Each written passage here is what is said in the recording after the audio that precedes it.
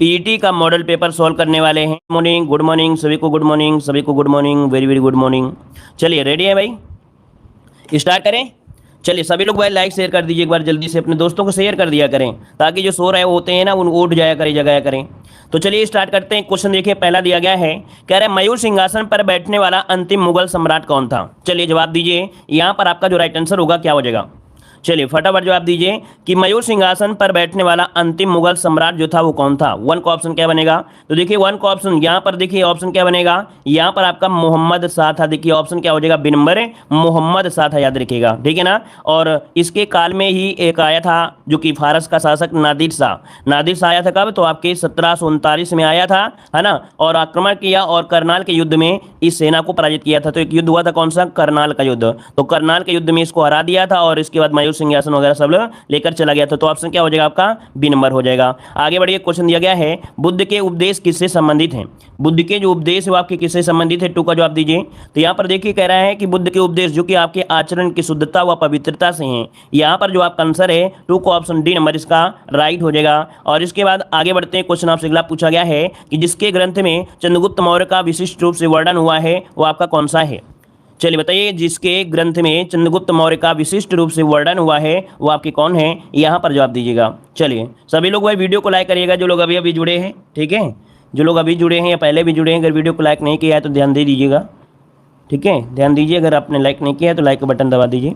तो देखिए यहाँ 3 का ऑप्शन दिया है कि किसके ग्रंथ में चंद्रगुप्त मौर्य का विशिष्ट रूप से वर्णन हुआ है। 3 का ऑप्शन बनेगा सी नंबर है विशाख दत्त। याद रखिए विशाख दत्त के द्वारा एक रचना है आपकी मुद्रा राक्षस। कौन है, मुद्रा राक्षस में चंद्रगुप्त के मौर्य के विषय में और भी आपकी जानकारी मिलती है। तो इसका जो ऑप्शन है यहाँ पर सी नंबर है राइट हो जाएगा, ठीक है। और आगे बढ़ते हैं, क्वेश्चन दिया गया है गुर्जर प्रतिहार शासकों में से किसकी उपाधि आदिवरा थी।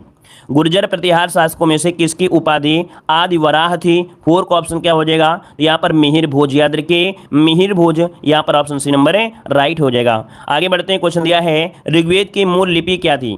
ऋग्वेद की जो मूल लिपि थी वो आपकी क्या थी, यहाँ पर जो आंसर बनेगा राइट क्या हो जाएगा। ऋग्वेद की मूल लिपि पूछा है ना, तो याद रखिए ऑप्शन डी हो जाएगा ब्राह्मी लिपि। क्या हो जाएगी, ब्राह्मी लिपि। याद रखिए यहाँ पर जो आंसर बनेगा आपका डी नंबर है ब्राह्मी लिपि, इसका आंसर है राइट हो जाएगा। चलिए आगे बढ़ते हैं, क्वेश्चन दिया गया है कि भारतीय स्वतंत्रता संघर्ष के दौरान निम्नलिखित में से किसने द फ्री इंडियन लीजन नामक सेना बनाई थी। चलिए सेम ऐसे ही क्वेश्चन आपको मिलेंगे। याद रखिए आप लोग ये मत सोचिए कि यहाँ पेपर ऐसा आएगा कैसा नहीं होगा। जो पीईटी का पेपर होगा लगभग ऐसा ही आपको मिलेगा। याद रखिएगा बहुत कठिन भी नहीं होगा ना बिल्कुल सरल आपका होगा, ठीक है। तो देखिए यहाँ पर 6 का ऑप्शन क्या बनेगा, भारतीय स्वतंत्रता संघर्ष के दौरान निम्नलिखित में से किसने द फ्री इंडियन लीजन नामक यहाँ पर सेना बनाई। तो 6 का ऑप्शन बनेगा क्या, तो 6 का ऑप्शन सी हो जाएगा सुभाष चंद्र बोस। यहाँ पर ऑप्शन जो हो जाएगा सी नंबर सुभाष चंद्र बोस, इसका आंसर है राइट हो जाएगा। याद रखिए 3 अप्रैल 1941 को सुभाष चंद्र बोस जो थे वो आपके जर्मनी पहुंचे थे, ठीक है। और 6 माह बाद जर्मन विदेश मंत्रालय की सहायता से उन्होंने द फ्री इंडिया सेंटर का गठन कर लिया था। तो यहाँ पर जो आंसर आपका है वो आपका सी नंबर है राइट हो जाएगा। आगे बढ़ते हैं, क्वेश्चन आपसे अगला पूछा गया है कि वर्ष 1919 में अखिल भारतीय खिलाफत सम्मेलन का अध्यक्ष किसे चुना गया। वर्ष 1919 में अखिल भारतीय खिलाफत सम्मेलन का अध्यक्ष किसे चुना गया था। तो देखो 7 का ऑप्शन क्या हो जाएगा, यहाँ पर हो जाएगा महात्मा गांधी। क्या बनेगा दोस्तों, यहाँ पर महात्मा गांधी जिसका ऑप्शन आ रहा है बिल्कुल राइट हो जाएगा। 23 नवंबर 1919 को होने वाले खिलाफत कमेटी के सम्मेलन की अध्यक्षता महात्मा गांधी को प्रदान की गई थी। ऑप्शन आपका ये नंबर राइट हो जाएगा। चलिए आगे बढ़ते हैं, क्वेश्चन आपसे अगला पूछा गया है कि लंदन में इंडियन होम रूल सोसाइटी की स्थापना या प्रारंभ किसने की थी। लंदन में इंडियन होम रूल सोसाइटी को प्रारंभ किसने किया। तो यहाँ पर 8 का जो ऑप्शन बनेगा यहाँ पर D number Shyam ji Krishna Verma. Note करिएगा इस क्वेश्चन को, यहाँ पर श्याम जी कृष्ण वर्मा इसका जो ऑप्शन है यहाँ पर डी नंबर राइट हो जाएगा। ये कब किया था, तो आपके 1905 में किया था। कब, 1905 में किया था, याद रखिएगा। और इसके बाद आगे बढ़ते हैं, क्वेश्चन दिया गया है वेदों के पुनरुत्थान का श्रेय किसे जाता है।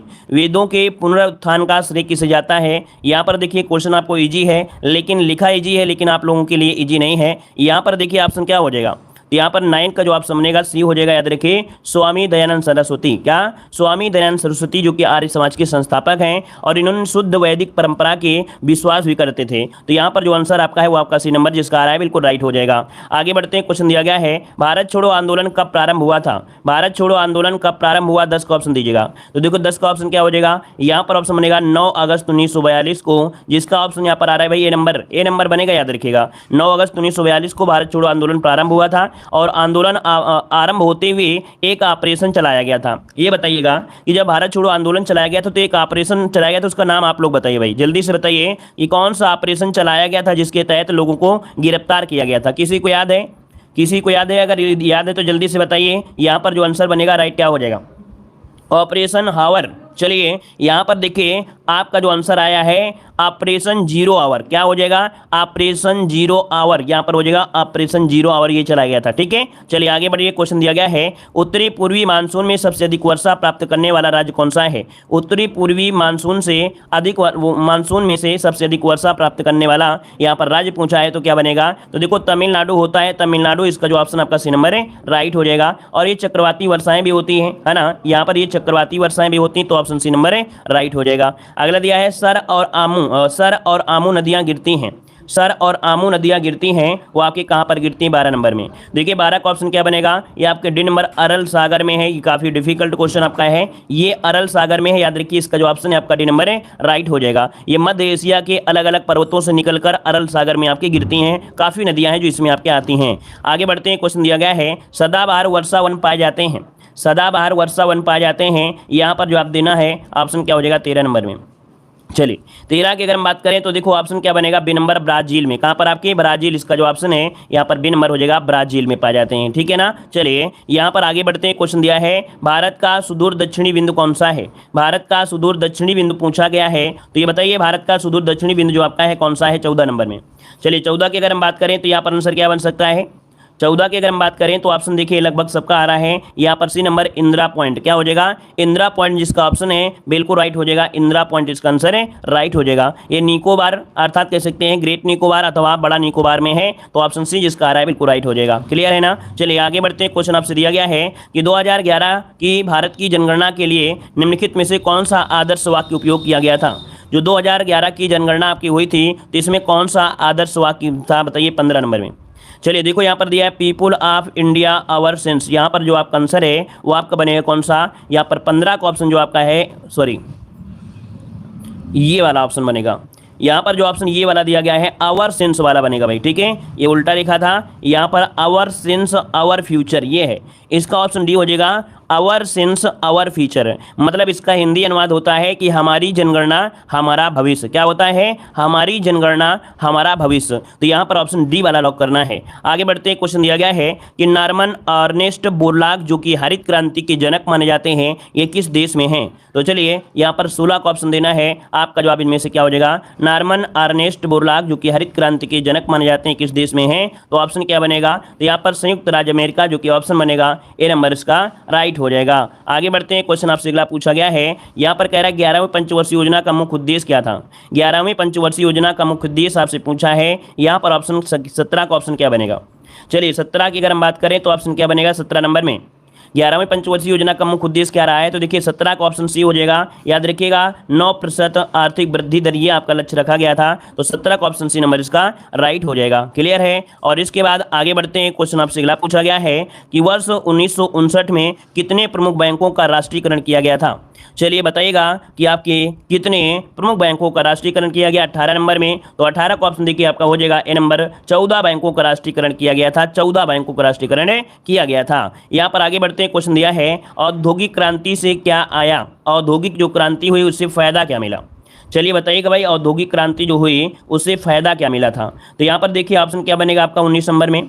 19 का जो ऑप्शन है यहाँ पर राइट क्या हो जाएगा? चलिए जल्दी से बताइए। देखिए ऑप्शन आपका हो जाएगा ए नंबर है, पूंजीवाद का यहाँ पर उदय हुआ। ऑप्शन बनेगा आपका यहाँ पर ए नंबर है कि औद्योगिक क्रांति की शुरुआत इंग्लैंड में हुई, क्योंकि इंग्लैंड के पास उपनिवेश के कारण कच्चे माल और पूंजी की अधिकता थी, और औद्योगिक क्रांति से ही पूंजीवाद प्रारंभ हो गया था। तो ऑप्शन क्या हो जाएगा? यहाँ पर आंसर बनेगा आपका ए नंबर है राइट हो जाएगा। ठीक है ना? यहाँ पर आगे बढ़ते हैं। क्वेश्चन आपसे अगला पूछा है मिश्रित अर्थव्यवस्था का अर्थ इनमें से क्या है? मिश्रित अर्थव्यवस्था आपने बहुत बार पढ़ा होगा कि मिश्रित अर्थव्यवस्था जो होती है वो आपकी होती क्या है। बस चारों ऑप्शन आपके सामने यहाँ पर दिखाई दिए हैं। तो देखो यहाँ पर होता है जहाँ राष्ट्रीय अर्थव्यवस्था में सार्वजनिक क्षेत्र के साथ साथ निजी क्षेत्र की भी विद्यमानता होती है, वो होता है मिश्रित अर्थव्यवस्था। मतलब ऑप्शन जो आपका बनेगा यहाँ पर आपका बी नंबर है राइट हो जाएगा। आगे बढ़ते हैं। क्वेश्चन दिया गया है भारत के संविधान के अंतर्गत अब तक कितने मौलिक अधिकारों की गारंटी दी गई है? तो भैया बताइएगा मौलिक अधिकार कितने आपके हैं, किस नंबर में?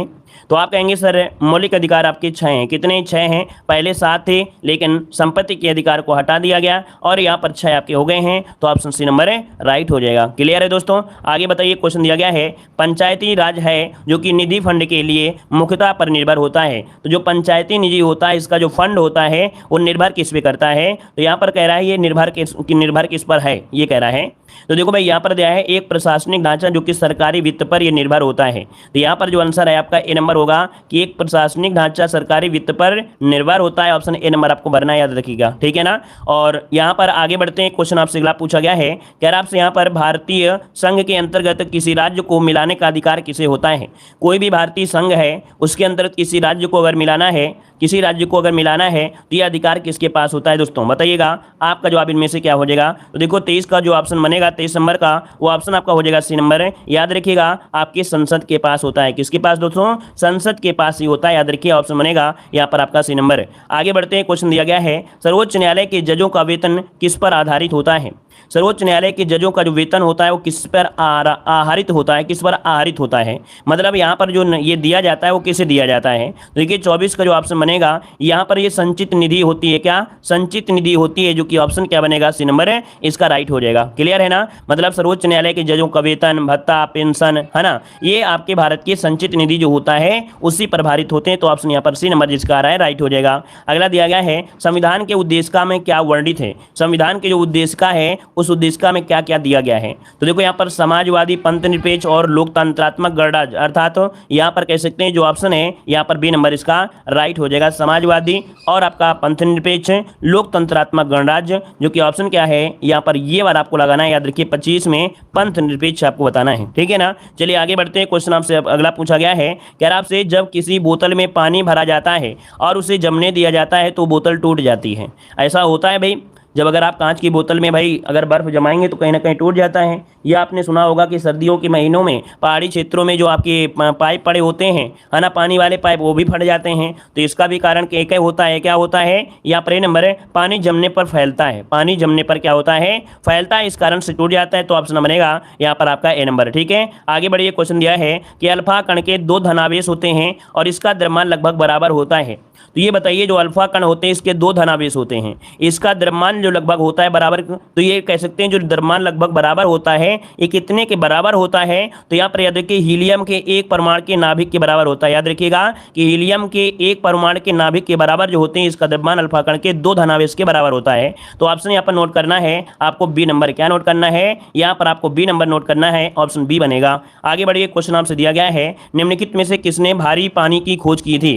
किसने भारी पानी की खोज किया था 28 नंबर में? तो ऑप्शन बताइए क्या हो जाएगा? भारी पानी की खोज D2O, है ना, D2O, जो कि ऑप्शन क्या बनेगा यहाँ पर बी हो जाएगा। HC उरे, क्या है? HC उरे, जो कि ऑप्शन बनेगा यहाँ पर बी नंबर इसका राइट हो जाएगा। इससे याद रखिएगा उरे जो आपका दिया है उरे, है ना, ऐसे हो जाएगा। ऐसे याद रखिएगा जो भारी पानी होता है तो ये समझो कि इसको 6000 लीटर मान लीजिए किसी कंटेनर में इसको गर्म किया गया, तो क्या होता है बाद में उसका बहुत कम पानी बचता है, वही भारी जल होता है, तो उसका क्या होता है? वाष्प में उड़ जाता है। क्या होता है? उड़ जाता है। तो ऐसे आपको याद रखना है उड़े हो जाएगा, ठीक है। आगे बढ़िए, क्वेश्चन दिया है एंजाइम मूलतः क्या होते हैं? एंजाइम मूलतः क्या होते हैं 29 नंबर में? तो एंजाइम जो होते हैं मूलतः प्रोटीन होते हैं। क्या होते हैं? प्रोटीन होते हैं। तो इसका जो ऑप्शन है वहां पर आपका सी नंबर है राइट हो जाएगा। क्लियर है ना? और यहाँ पर जो इनका निर्माण होता है वो नाइट्रोजनी पदार्थ के अमीनो अम्ल के संश्लेषण द्वारा होता है, अर्थात ऑप्शन आपका सी नंबर है राइट हो जाएगा। अगला क्वेश्चन आपसे दिया गया है यहाँ पर क्वेश्चन कह रहा है निम्नलिखित में से, कह रहा है लार निम्नलिखित में से किसके पाचन में सहयोग करती है? लार निम्नलिखित में से किसके पाचन में सहयोग करती है 30 नंबर में? तो 30 का ऑप्शन क्या हो जाएगा? स्टार्च, जो कि ऑप्शन ए नंबर आपका है। तो स्टार्च के पाचन में क्या करती है? सहयोग करती है। ऑप्शन आपका बनेगा ए नंबर है राइट हो जाएगा। ये भोजन को गीला करती है, भोजन की लुगदी बनाती है ना, और उसे आसानी से निगला जा सकता है इसके माध्यम से। तो ऑप्शन आपका ए नंबर आपका राइट हो जाएगा। आगे बढ़ते हैं, क्वेश्चन आपसे दिया गया है, कह रहा है सूक्ति का सही संविच्छेद इनमें से क्या हो जाएगा? सूक्ति का सही संविच्छेद यहाँ पर बताना है कि सूक्ति का सही संविच्छेद इनमें से राइट क्या हो जाएगा। तो चलिए हम यहाँ पर आपको बताते हैं आंसर क्या बनेगा, लेकिन पहले आप लोग बताइए क्या आंसर बन सकता है। चलिए 36 नंबर के भी देखिए ऑप्शन आपके आने शुरू हो गए हैं। यहाँ पर जो आपका आंसर होगा वो हो जाएगा सुधन उक्ति। क्या हो जाएगा? सुधन उक्ति, जो कि ऑप्शन है यहाँ पर आपका ए नंबर। अब एग्जाम में क्या होता है, आप लोग सोचते हैं बड़ा ऊ लगा दें या छोटा ऊ लगा दें? क्या लगाएंगे भाई? आप यहाँ पर छोटा ऊ लगाएं या बड़ा ऊ? तो आप कहेंगे सर जी छोटा ऊ लगाएंगे तभी आंसर बनेगा।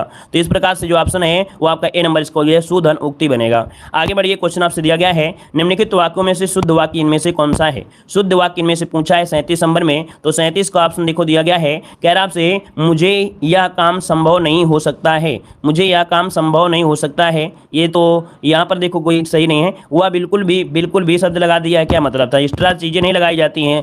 अगला दिया गया है, यह कविता अनेक भाव प्रकट करती है। देखो यहीं से पता चल गया कि कहीं ना कहीं सेंटेंस में ये शब्द देने से ही आपको लग रहा है कि नहीं, क्वेश्चन यही आपका होगा अनेक। यह कविता अनेक भाव प्रकट करती है, ऑप्शन सी वाला इसका राइट हो जाएगा।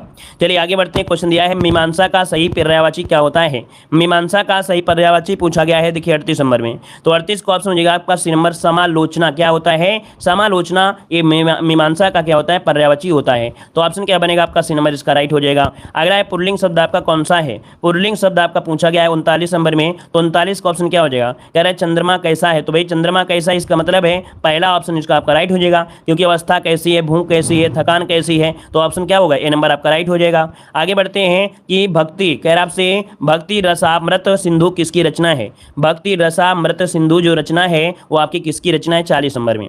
देखो ये रचना है आपकी रूप गोस्वामी की, इसका ऑप्शन डी हो जाएगा, रूप गोस्वामी, डी नंबर आपका बन जाएगा। आगे बढ़ते हैं, क्वेश्चन दिया गया है, वियतनाम की मुद्रा बताइए, वियतनाम की जो मुद्रा है वो आपकी कौन सी है? वियतनाम की मुद्रा पूछा गया है, वान, पीसो, डाग या बहत। देखो 51 की अगर हम बात करें तो यहाँ पर आंसर क्या होगा? 51 नंबर में 51 का नोट करिएगा, यहाँ पर आंसर सी हो जाएगा डोंग है। क्या है भाई? वियतनाम की जो मुद्रा है वो आपकी क्या है? डोंग है। यहाँ पर नोट करिएगा, क्योंकि मुद्राओं से क्वेश्चन आपके बन सकते हैं। राजधानी अगर पूछ लिए कि वियतनाम की राजधानी क्या है, तो आप क्या जवाब देंगे? किसी को याद है? ये है कि आप लोगों को याद है कि वियतनाम की राजधानी क्या है? वियतनाम की राजधानी हनाई। क्या है भाई? Hanoi, Hanoi, Hanoi. तो यहाँ पर हनाई इसकी क्या है भाई? राजधानी, याद रखिएगा। और यह एक एशियाई देश है, अर्थात ये एशिया में ही आपका है। आगे बढ़ते, हनोई कह सकते हैं इसे, हनाई, हनोई उसे बोलते हैं, तो आपको हनोई कह दीजिएगा। हनोई आपने पढ़ा भी होगा। चलिए अगला क्वेश्चन दिया है कि भारत के किस प्रदेश की सीमाएं 3 देशों क्रमशः नेपाल, भूटान और चीन से मिलती हैं? चलिए यहाँ पर देखो ये क्वेश्चन अगर आपको याद होगा कि आपके पीटी 2021 में ये क्वेश्चन आपका फर्स्ट शिफ्ट में पूछा गया था। यही सेम टू सेम क्वेश्चन आपका फर्स्ट शिफ्ट में पूछा गया था। यहाँ पर दिया, भारत के किस प्रदेश की सीमाएं 3 देशों में क्रमशः नेपाल के साथ, भूटान के साथ, चीन के साथ मिलती हैं।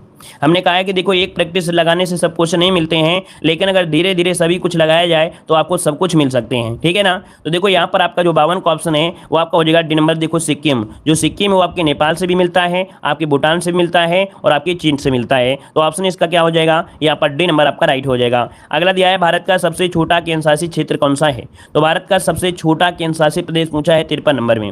53 का ऑप्शन क्या हो सकता है?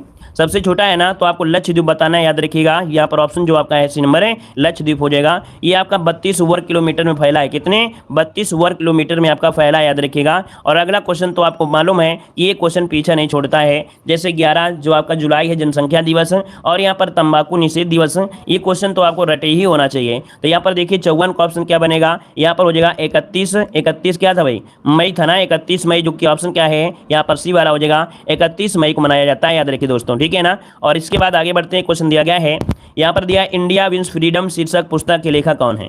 बहुत अच्छी ये आपकी प्रश्न है। आपको सरल जरूर लग रहा होगा, लेकिन एग्जाम में ये पूछा जाता है, एग्जाम में पूछा जाता है, क्योंकि 2022 में 2-3 एग्जाम हुए हैं, तो लगभग 2-3 एग्जाम में पूछी गई है, ठीक है ना। तो याद रखिए इंडिया विंस फ्रीडम, अभी हाल ही में बीएड पेपर हुआ था, वहां पर भी क्वेश्चन आया था।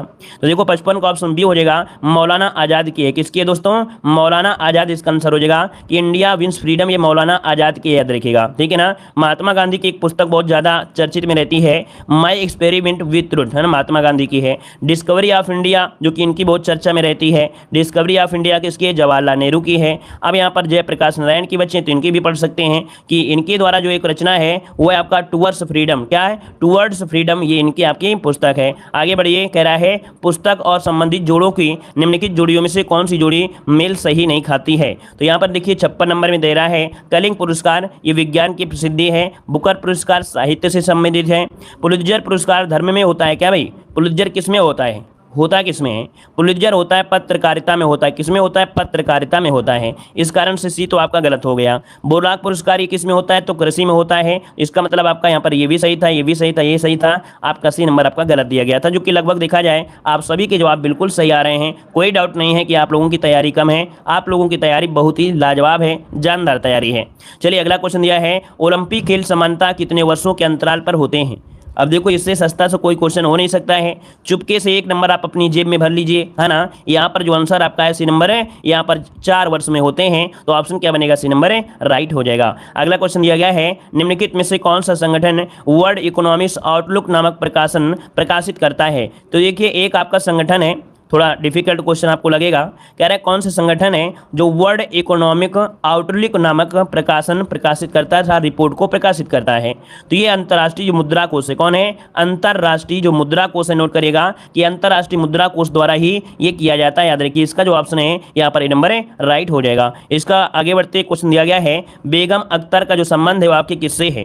बेगम अख्तर का जो संबंध है वो आपके किससे है। तो देखो भाई इनका जो संबंध है वो आपके संगीत से दोस्तों, किससे है, संगीत से। हमने इसको बताया भी था कि एक कह सकते हैं कि पाकिस्तान की प्रसिद्ध गायिका हैं और कई हिंदी फिल्मों में इन्होंने गाना गाया है, ठीक है ना। तो यहाँ पर जो आंसर है आपका ए हो जाएगा। अगला क्वेश्चन आपसे दिया गया है, यहाँ पर दिया गया है अगला क्वेश्चन, कह रहा है आपसे कि पृथ्वी के वातावरण की किस सतह में ओजोन परत पाई जाती है। इस क्वेश्चन में जितने भी क्वेश्चन आपके बनने हैं तो आप लोग जवाब दोगे, क्या क्या क्वेश्चन बन सकते हैं।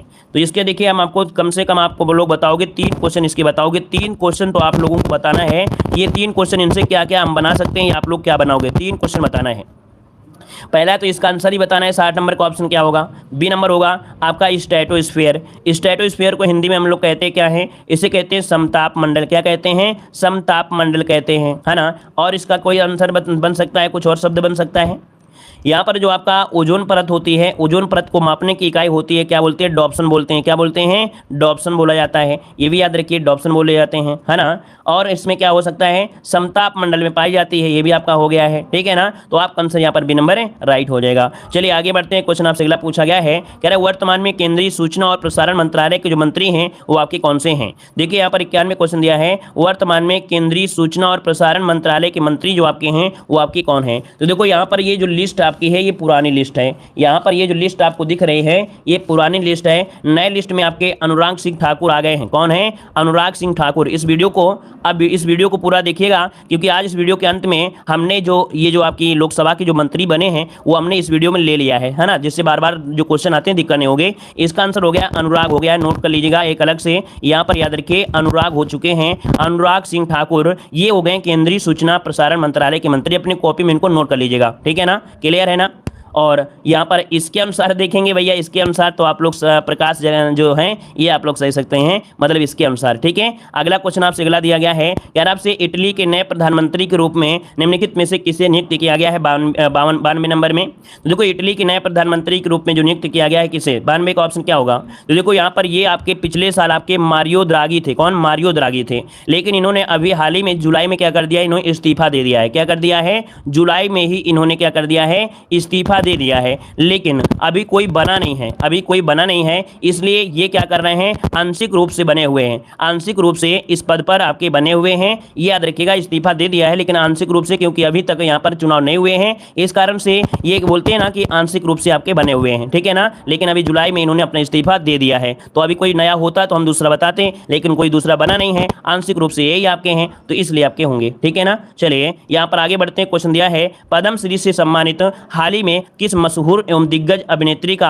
88 वर्ष की आयु में निधन हो गया है। तो यहाँ पर देखिए इनका नाम है शशिकला, नाम है याद रखिए शशिकला, जो कि ऑप्शन है यहाँ पर नंबर है बिल्कुल राइट हो जाएगा। बहुत अच्छी बात। अगला क्वेश्चन दिया है, कह रहा है डेनिम ब्रांड ने हाल ही में किस अभिनेत्री को अपना ग्लोबल ब्रांड एम्बेसडर बनाया है। डेनिम ब्रांड आप लोग देखा होगा भाई, जीन्स के भी आपके जीन्स आती हैं और साथ में कह सकते हैं कि आपके जो बनियान वगैरह होती हैं ये डेनिम की आती हैं। डेनिम की बहुत चीज़ें आते हैं, कपड़े आते हैं। तो इसका ब्रांड एम्बेसडर बनाया किसको भाई, यहाँ पर देखिए 94 का ऑप्शन जैसे नंबर दीपिका पादुकोण को बनाया। किसे बनाया है, दीपिका पादुकोण को बनाया है। देखिए यहाँ पर आंसर आपका सी नंबर है, राइट हो जाएगा। और काफ़ी महंगे कपड़े मिलते हैं डेनिम वाले। अगला क्वेश्चन दिया है, निम्नलिखित में से किस पूर्व क्रिकेट खिलाड़ी को वर्ष 2020 के SJS British sports journalism award से सम्मानित किया गया है। तो ये सम्मानित किया गया माइकल होल्डिंग को। किसे, माइकल होल्डिंग। ऑप्शन इसका हो जाएगा आपका बी नंबर है। अगला क्वेश्चन दिया है, फिल्म फेयर अवार्ड 2021 में किसे बेस्ट अभिनेता का अवार्ड दिया गया है। तो देखो यहाँ पर 2021 में दिया है फिल्म फेयर अवार्ड 2021 में,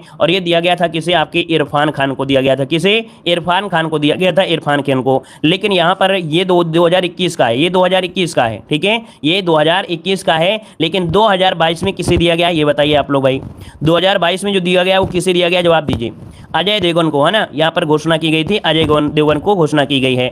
अगला क्वेश्चन आपसे यहाँ पर दिया गया है, कह रहा है आपसे अगला क्वेश्चन कि उपभोक्ता मामले एवं खाद्य व सार्वजनिक वितरण मंत्रालय के प्रवासी मजदूरों की मदद हेतु किस ऐप को लॉन्च किया गया है। तो चलिए बताइएगा, उपभोक्ता मामले एवं खाद्य और सार्वजनिक वितरण मंत्रालय ने प्रवासी मजदूरों की मदद हेतु किस ऐप को लॉन्च किया गया है। तो इस ऐप का नाम है, याद रखिए, मेरा राशन ऐप। क्या नाम है? मेरा राशन ऐप। जो ऑप्शन दे रहे हो आप सभी का जवाब बिल्कुल से सही दिया गया है, ऑप्शन बनेगा आपका ये नंबर। अगला क्वेश्चन आपसे यहाँ पर दिया गया है, निम्नलिखित में से किस संगठन ने मिसाइल सिस्टम के उत्पादन में निजी क्षेत्र की कंपनियों को भागीदार बनाने की अनुमति दे दिया है। किस संगठन ने मिसाइल सिस्टम के उत्पादन में निजी क्षेत्र की कंपनियों को भागीदारी की अनुमति दे दिया है। तो देखो भैया, यहाँ पर आपका आंसर क्या हो जाएगा, आंसर बताना है तो देखिए ऑप्शन हो जाएगा ए नंबर, ये आपका DRDO है, जो कि आप प्राइवेट कंपनियों को भी मिसाइल वगैरह कह सकते हैं, है ना।